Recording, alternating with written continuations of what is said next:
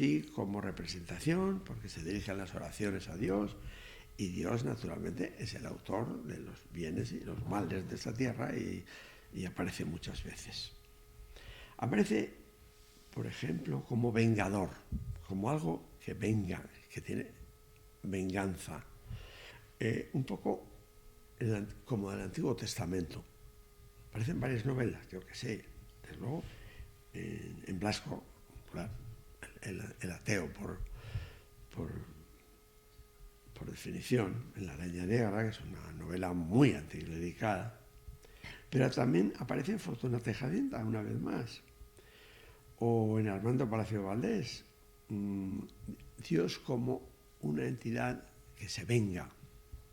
Eso tiene muchas traducciones, porque permite que luego las personas, los jueces, los padres, los maestros, den castigos, porque representan a Dios. Eso que parece infantil, pero aparece. Armando Palacio Valdés está clarísimo, en la novela José. Se justifica la violencia contra unas personas porque Dios es violento y es vengativo respecto a la sociedad en su conjunto, como en el Antiguo Testamento. Eso aparece.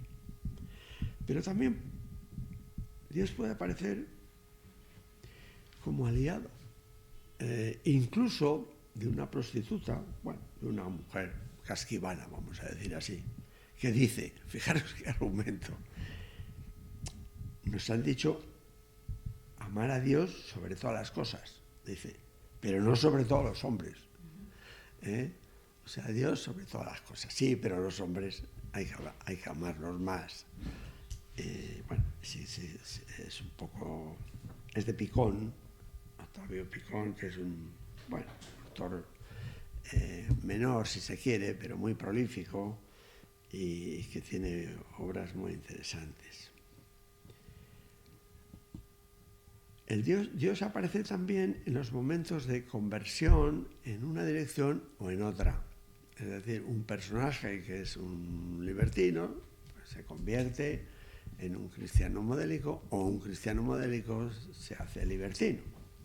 Por ejemplo, Pedro Sánchez no es el presidente actual, sino que es una estupenda novela de Pereda que se llama así, Pedro Sánchez, que es un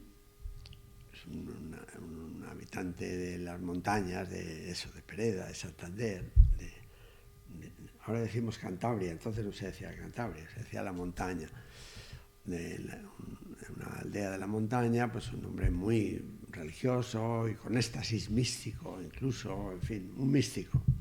Pero se va a Madrid, a Sodoma y Gomorra, digamos, y allí se hace periodista, empieza a escribir en los periódicos anticlericales y se pasa a ser un revolucionario y hasta gobernador civil llega en la época revolucionaria.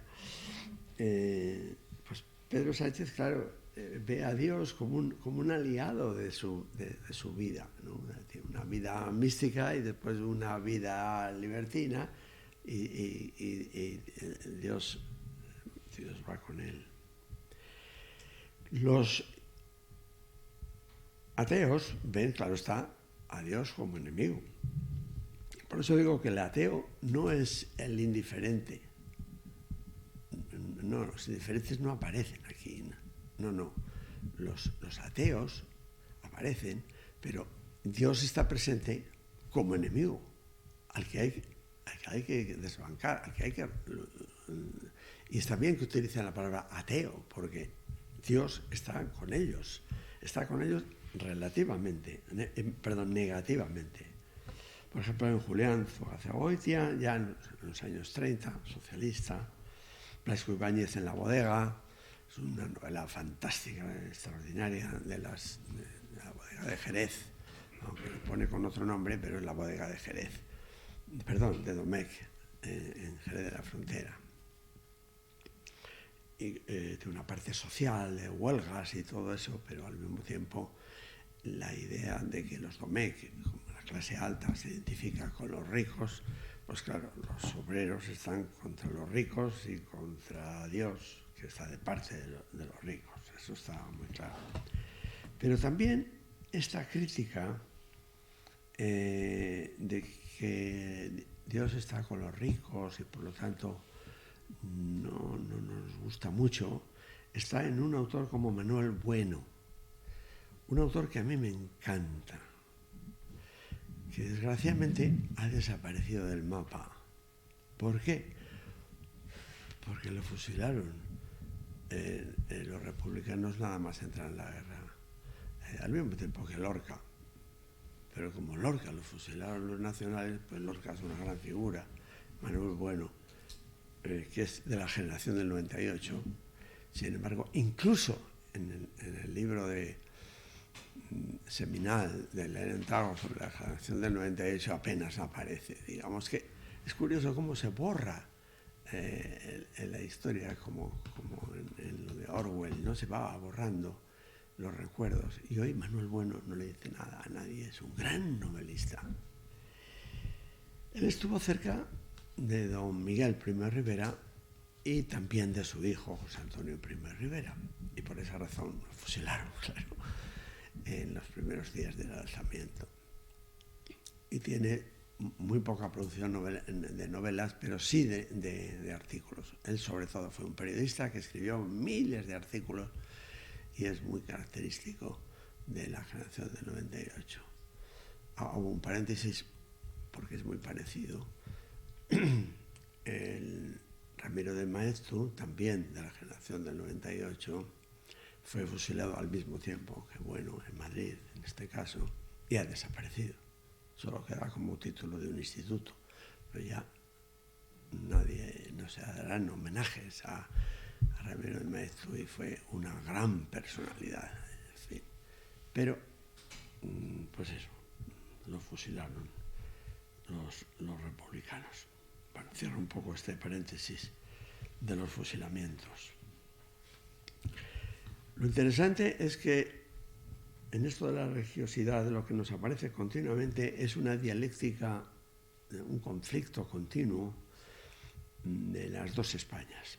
Es decir, se van perfilando a lo largo de este tiempo, sobre todo hacia el final, en la segunda generación, en la generación del siglo XX, las dos Españas, por razones políticas y por razones religiosas, que es la razón, lo que une a los dos extremos es que la religión es de los ricos y por lo tanto los pobres tienen que luchar contra la religión y los ricos. No era solamente una cuestión ideológica, no, era real. En esta época, por ejemplo, los obispos eran senadores del Senado. Algunos, no todos. Los más adictos al régimen, digamos, ¿no? Y vitalicios me parece que eran. Es decir, que estaban todo el día en Madrid los obispos ahí haciendo política en el Senado. Y naturalmente poseían una gran cantidad de tierras y, en fin, y era así. Hay algunos casos en donde se ve como algunos curas en particular y algunas personas son muy distintas, están lejos de la alta clerecía y que se dedican a los pobres y, en fin, hay muchos ejemplos. El conflicto se precipita hacia 1910. Es un momento de fuerte conflicto. En torno a ese año hay muchas novelas, es muy curioso, anticlericales todas. Para empezar, AMDG, publicada en ese año por Ramón Pérez de Ayala. Es una novela contra los jesuitas de una forma verdaderamente hiriente, de una forma ya, en fin, de juzgado de guardia, podríamos decir. Por una razón, porque los jesuitas que salen ahí son reales. Es decir, que todo el mundo, cuando leía la novela, sabía quién era quién. Sobre todo un jesuita que luego se salió de la compañía y que queda bien ahí, lo trata bien. Es el Cejador, que luego fue un lingüista muy conocido. Y aparece ahí en el colegio donde estudió Pérez de Ayala. Esa novela causó verdaderamente estragos en la sociedad. Pérez de Ayala, andando al tiempo, fue muy longevo y se fue al exilio, volvió del exilio, como tantos otros, y se instaló en Madrid. Y publicó sus obras completas. Pero ¿qué pasó con la MDG? Que desapareció de las obras completas.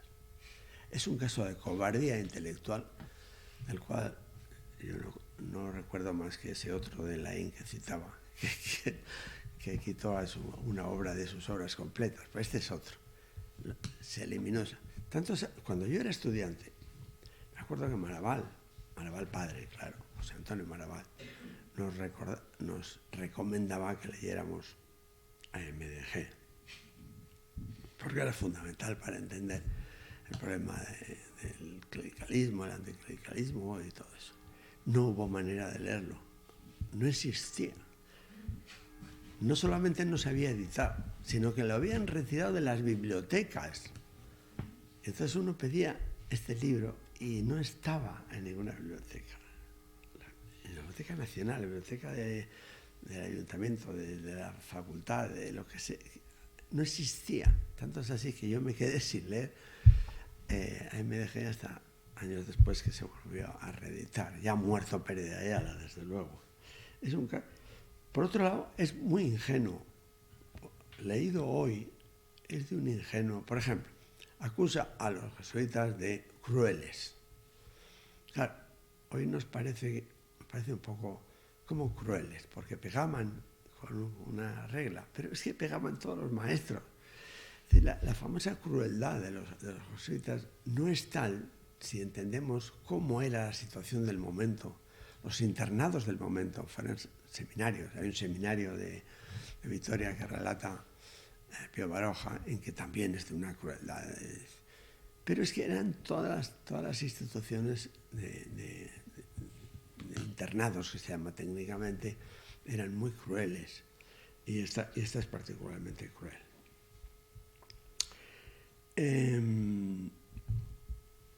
La gran novela sobre el clericalismo y los efectos perniciosos de los curas protegiendo a las clases superiores es Gloria, de Galdós. Ya he dicho antes que Galdós no es ateo, es de la otra categoría que tengo aquí, de los escépticos o agnósticos, en fin.